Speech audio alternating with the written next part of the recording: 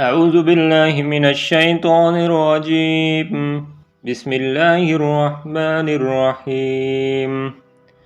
إنا أرسلنا نوحا إلى قومه أن أنذر قومك من قبل أن يأتيهم عذاب عليم.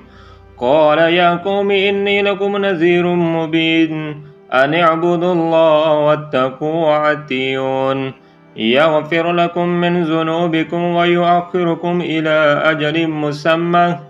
إن أجل الله إذا جاء لا يؤخر لو كنتم تعلمون. قال رب إني دعوت قومي ليلا ونهارا فلم يزدهم دعائي إلا فرارا وإني كلما دعوتهم لتغفر لهم جعلوا أصابعهم في آذانهم واستغشوا ثيابهم وعسروا واستكبروا استكبارا ثم إني دعوتهم جهارا ثم إني أعلنت لهم وأسررت لهم إسرارا فقلت استغفروا ربكم إنه كان غفارا يرسل السماء عليكم مدرارا ويمددكم بأموال وبنين ويجعل لكم جنات ويجعل لكم أنهارا ما لكم لا ترجون لله وقارا وقد خلقكم أطوارا ألم تروا كيف خلق الله سبع سماوات طباقا وجعل القمر فيهن نورا وجعل الشمس سراجا والله أنبتكم من الأرض نباتا ثم يعيدكم فيها ويخرجكم إخراجا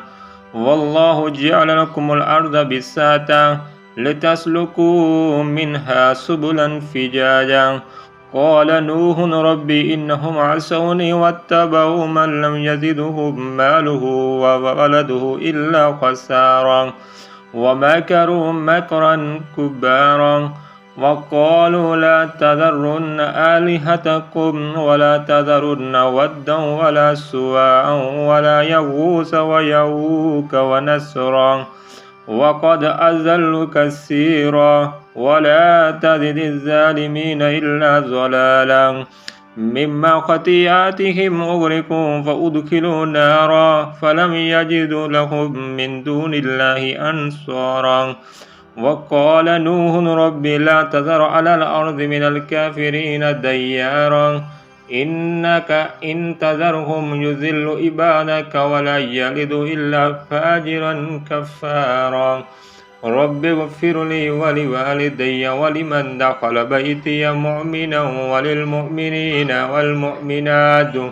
ولا تزد الظالمين إلا تبارا